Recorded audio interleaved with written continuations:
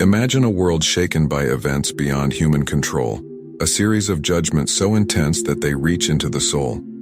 The Bible describes 7 last plagues unlike anything we've seen, warnings that transcend time, boundaries, and beliefs. But here's the truth. Once these plagues begin, the chance to choose a path is over. It's a concept that sounds intimidating, yet it carries an urgent message about where humanity is headed. This isn't just a story. It's a prophecy, a final wake-up call that pushes each of us to question our lives, our choices, and our beliefs. The idea of these 7 last plagues strikes a nerve because it challenges everything we think we know about justice, protection, and destiny. What would you do if you knew the window for change was closing? How would you live if every decision could tip the scales in a cosmic battle between good and evil? For those seeking truth, the answers lie in the Bible's prophecy, a map through the turmoil, a guide on how to navigate what's to come. This study dives deep into each plague, uncovering hidden meanings that reveal God's justice and protection, even as the world stands on the brink of transformation. These aren't just ancient warnings. They're relevant to us now, touching on universal questions of faith, hope, and purpose. Whether you're firm in your faith or just exploring, the message of the 7 last plagues invites you to look beyond the ordinary and consider the extraordinary. This isn't a matter of if, but when, a countdown that calls us to prepare. Are you ready to understand what lies ahead? Let's explore together, peeling back the layers of prophecy and seeing what the Bible truly says about our ultimate destiny. The concept of the 7 last plagues often feels intense, like something only found in ancient stories or on dramatic television. But the Bible presents it as something profoundly real and symbolic. This prophecy paints a vivid picture of God's ultimate judgment, revealing the end-time events that aren't just thrilling tales but messages packed with wisdom. It's a forecast, a wake-up call, where each plague acts as a sign, one that compels believers to reassess their path. Imagine the weight of knowing each event is layered with meaning, pushing humanity to reflect on its choices. The Bible becomes more than words. It's a map leading to an understanding of divine justice. This prophecy isn't random, but a continuation of a sacred narrative, a reminder that history has repeatedly shown humanity receiving signs before significant changes. Think about those times you've been warned before something happened, like a subtle red flag before a big decision. Similarly, each plague in this prophecy serves as a moment of clarity, a direct call to the faithful to align themselves with the teachings in the Bible. The message is clear. These plagues are the final markers of time, an ultimate chance for humanity to rethink its spiritual allegiance before it's too late. Some may wonder why such severe events would be necessary. Wouldn't a softer approach work better? Yet, just as a parent sometimes needs to be firm for a child to grasp the gravity of a situation, these plagues symbolize a point of no return. They aren't meant to instill fear alone, but to bring people closer to a genuine understanding of God's perspective on justice. It's as if each plague says, time is running out. For anyone genuinely searching for spiritual insight, this prophecy is like a lighthouse guiding them back to safer shores. In the Bible, prophecies are known for their hidden messages, and these 7 plagues are no exception. Each plague represents more than just a punishment. They are metaphors layered with spiritual and physical consequences. The images, whether of boils, water turning to blood, or scorching heat, are symbolic representations of choices we face. They push people to consider the nature of true justice. What if the sores represent the consequences of inner conflict? What if the heat signifies the urgency of a decision? Each detail prompts a closer, almost investigative, look at personal decisions. As this prophecy unfolds, it doesn't end with the 7th plague but opens a door to the next stage of the divine plan. Readers are invited to see these plagues as markers on a journey rather than an end.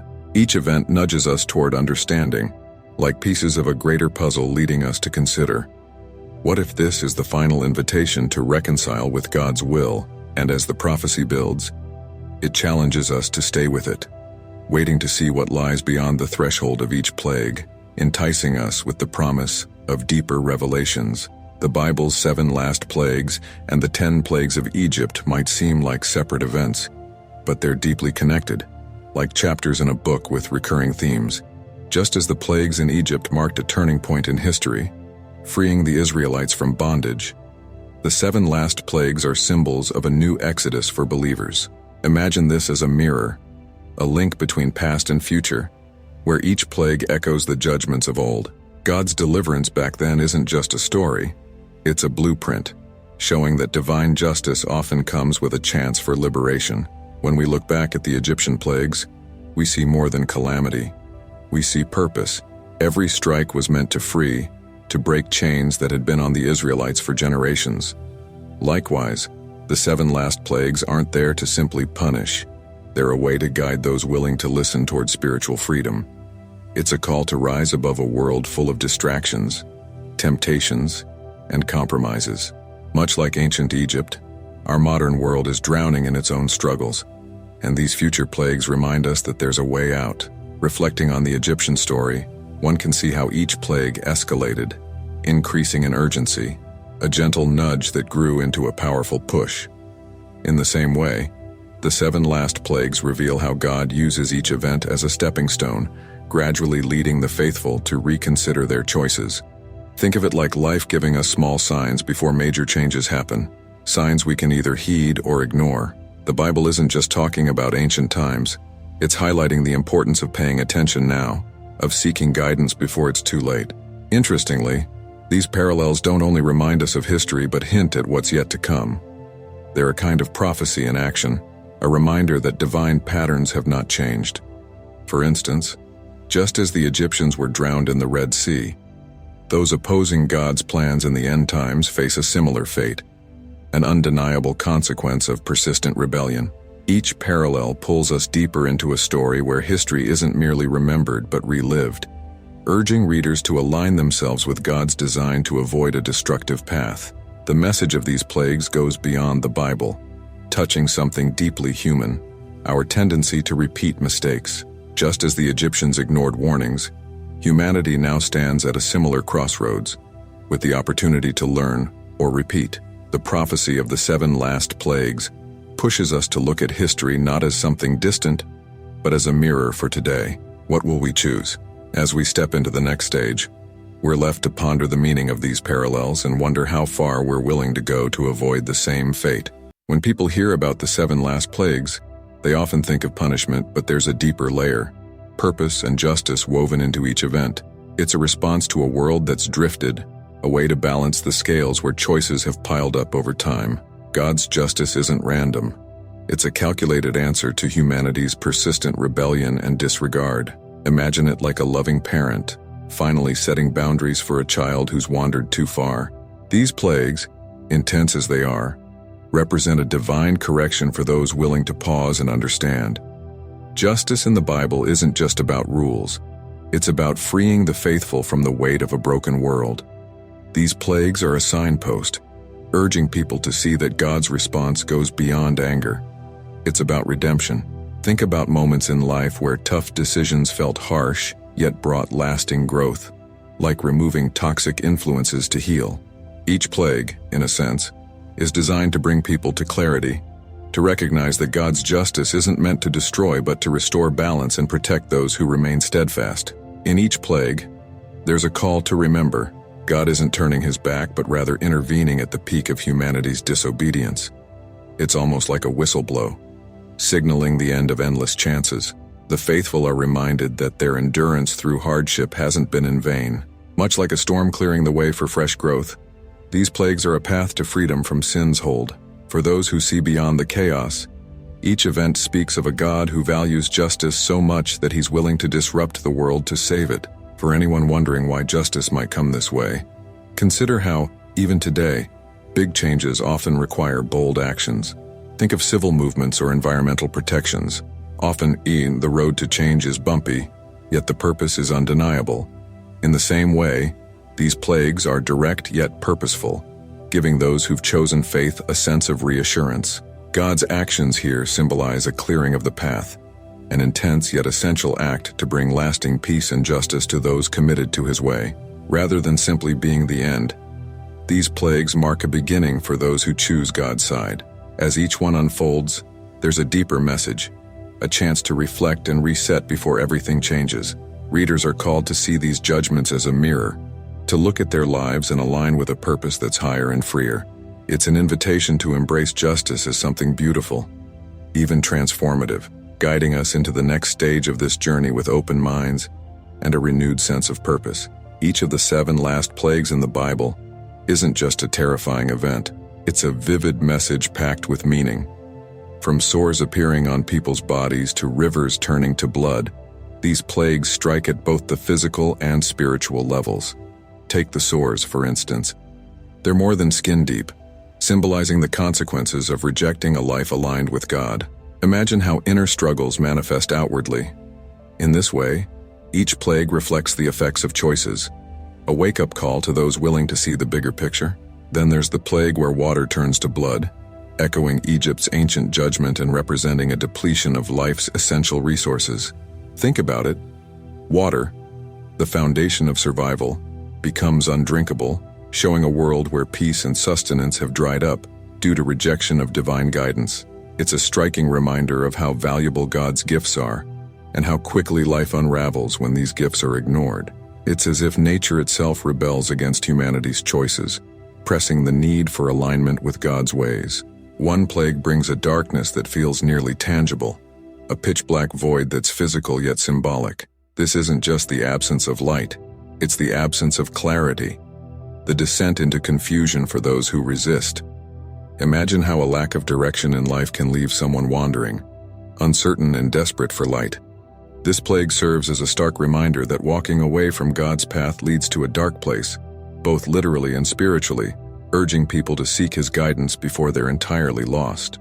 The plague of intense heat is another powerful image, as if the sun itself turns against the earth, representing a world under relentless pressure. This heat isn't just about temperature, it's about the burning consequence of ignoring a divine call. Picture this as a metaphor for the urgency we often feel when life demands change but we hesitate. It's a push, a reminder that the time to choose a path is now, not later. God's message, embedded in this heat, is unmistakable. There's a limit to how long the faithful can wait. Each plague builds upon the last, forming a progression that's hard to ignore, like chapters in an unfolding story of divine intervention. These aren't random calamities, they're a structured call to change, resonating with both believers and those on the fence. Every detail, whether it's blood, darkness, or fire, pushes the story forward, asking us to look inward and ask, where do we stand? The journey isn't over, it's only beginning, preparing readers for the next stage of understanding in this powerful narrative of justice and redemption. The idea of probation closing sounds formal, almost like a legal term, yet in the Bible, it's deeply spiritual, a point where choices are cemented. This moment marks the end of free decisions, a final call to align with God before it's too late. Imagine a train leaving the station, giving those waiting a last chance to board. Here, probation is that final moment to choose, an opportunity to seal one's place either with God or with the world. It's a sobering thought that emphasizes the urgency of decision. For believers, this closing of probation isn't about fear, but about taking that step into full commitment. It's like crossing a bridge that leaves no room for turning back, a choice that confirms where one's heart truly lies. Those on the journey of faith are reminded that this moment is their last opportunity to stand firm, to show their loyalty without hesitation. Think of it as a personal declaration, a choice that marks their lives as guided by something higher than the world's noise. Probation closing isn't just a line in the sand for believers. It's a moment of clarity that demands honesty. Here, individuals are faced with the choice to commit fully, to embrace a life that reflects their faith without wavering. Like making a vow that defines one's future, this closing moment pushes people to solidify their path. In a world full of distractions, it's the chance to set aside all uncertainties and focus on what truly matters, aligning with God's way as the ultimate guiding light. This decision comes down to a choice between God and the beast, as the Bible describes it, a symbolic choice between good and rebellion. The beast represents a life removed from God, a path that might seem easier but ultimately leads to confusion. Choosing God, on the other hand, is like choosing a compass in a storm, a steady direction amidst chaos. It's not a simple choice, but one that determines one's journey ahead. With probation closing, the time to decide is now, before the window of opportunity closes. As this stage of probation wraps up, it naturally opens questions. What comes next? For those who choose God's path, there's a sense of anticipation, a readiness for the next chapter. But the loop remains open, inviting readers to think about their choices as they continue to explore what lies beyond this pivotal moment. This decision isn't just about the present, but about the journey that continues, leading us to reflect deeply on what probation truly means in our personal spiritual lives. In the midst of the intense plagues and divine judgments, the Bible brings a powerful message of hope for those who stay faithful. Just as Noah found refuge in the ark amidst the flood, those aligned with God are promised shelter, even in the face of chaos. This promise isn't just poetic. It's practical reassurance that even when the world feels unstable, divine protection is a real source of security. Imagine holding on to an unbreakable anchor during a storm, a reminder that faith brings safety that nothing else can replicate. This sense of protection is echoed throughout the Bible, reminding believers that their journey isn't one of abandonment. Psalms often speaks of God as a fortress, a place to run to when life's challenges feel overwhelming. Consider the story of Daniel in the lion's den. He was surrounded by threats, yet untouched because of his trust in God. These examples act as a comforting guide, reminding readers that faith isn't just a belief. It's a shield against life's harshest storms. For anyone who doubts, these biblical promises are more than stories. They're invitations to witness God's protection firsthand. Just as a parent shields their child from harm, God's promise of protection is an active presence in the lives of those who choose Him. It's like walking through life with an invisible guard, one that shields believers from unseen dangers. Each plague might seem terrifying, but for those faithful, it's a reminder of the strength they possess by staying close to God. This protection, however, isn't just physical, it's spiritual too. While others may face inner turmoil, the faithful experience peace, a calmness that comes from knowing they're watched over. Think of it as an unshakable peace amidst uncertainty, an inner assurance that keeps one steady even as the world sways. This faith doesn't mean they won't face challenges, but it assures that these challenges won't break them. It's a hope that's rooted deeply, a promise that endures beyond the immediate trials. As this message of hope unfolds, it leaves readers with the assurance that they aren't alone in their journey. Each story, from Noah to Daniel, opens the door to the next chapter, a divine protection that feels tangible and lasting. And as we continue exploring these prophecies, we're left with the question, what other promises does God hold for those who remain steadfast? With each passage, the faithful are invited to uncover more of this hope, a thread that pulls them closer to a life anchored in divine shelter. The Bible describes Armageddon as the ultimate clash, a moment of truth where humanity's loyalty will be tested in a global spiritual conflict. It's more than a mere battle. It's the defining moment between light and darkness, a decision for each soul to stand with God or to fall into rebellion. Think of it like the climax of a story where every choice matters, a powerful reminder that neutrality isn't an option. This isn't just ancient prophecy, it's a real invitation to examine where one's allegiance lies before the final moment arrives. Armageddon represents humanity's choice on a grand scale, a battle that transcends physical armies and taps into the deepest part of the human spirit. Like the choice between two roads, this conflict forces each person to decide who they trust to guide their life. One path offers alignment with God, a route paved with clarity and purpose, while the other path drifts into uncertainty. It's a question of direction, where choosing God means embracing a light that cuts through even the darkest times. For those grounded in faith, Armageddon isn't a cause for fear but a call to stand firm. Much like a soldier preparing for battle, the faithful are encouraged to fortify themselves with spiritual strength. Imagine being equipped with wisdom, courage, and a sense of peace that the world can't shake, qualities that become invaluable in a time of global turmoil. As they align themselves with God, believers aren't merely bystanders, they become active participants in a larger and divine purpose. This final battle also serves as a mirror for personal struggles, reminding readers that Armageddon isn't just a far-off event, it's a daily choice. Every decision, every small act of faith or doubt, plays a part in this larger spiritual journey. Just as a warrior prepares for the main event, individuals are called to train their spirits, to let faith guide their choices even in the everyday. Armageddon, then, becomes not just a single event but a way of life, a continuous alignment with a higher purpose. As readers dive into the concept of Armageddon, they're left with a profound realization. This isn't the end, but the culmination of every choice made. Each step forward becomes a question. Are we preparing for this ultimate battle in how we live each day?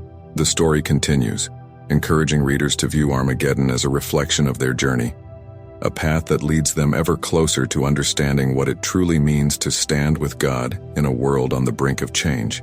The seventh and final plague in the Bible isn't just an ending. It's a profound revelation of God's justice and redemption.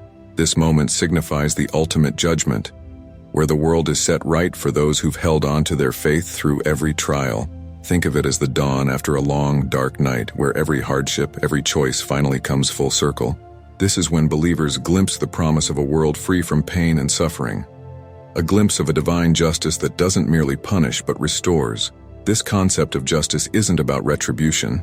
It's about restoring balance and peace in a world that's drifted. For those who have walked the path of faith, this final act is their reward, a clearing of all wrongs, a world reborn.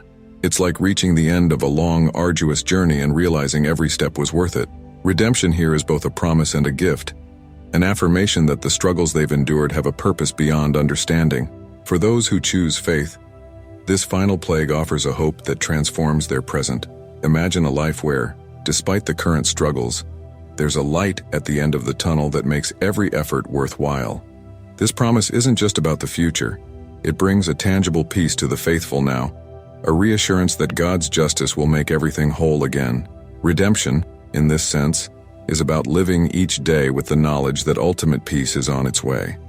God's justice is also a message to those on the fence, an open door inviting them to experience a life of true purpose. This isn't just about fear of judgment. It's about the chance to align with a higher truth, to become part of something eternal. Much like finding shelter in a storm, this invitation is a call to everyone, a chance to move from darkness into light. Redemption here isn't just for a chosen few, but for anyone ready to embrace God's way, ready to experience life as it was meant to be.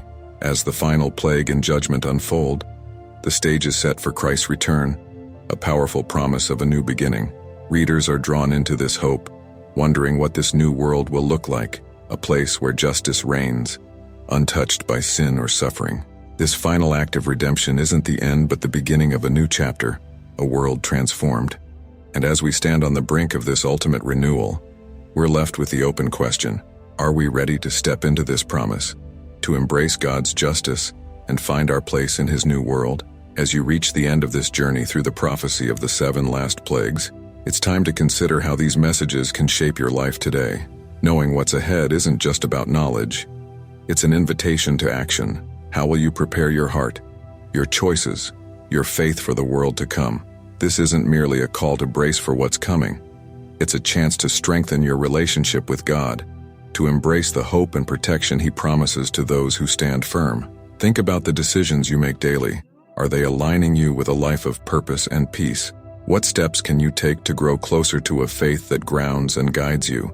This isn't the end of learning. It's just the beginning. The Bible's message invites you to go deeper, to uncover the spiritual truths that empower you to face any storm with unshakable faith. Don't just let this knowledge sit idle. Use it to build a life of strength and wisdom. Are you ready to be part of the journey? Ask yourself what steps you can take to truly live by these teachings. Share your thoughts, your questions, and let's continue exploring these truths together. Don't miss out on future insights. Subscribe to the channel, activate notifications, and join this community committed to discovering the Bible's powerful messages for our lives. Remember, each day is a new chance to grow, to prepare, and to step confidently toward the promise of a world renewed.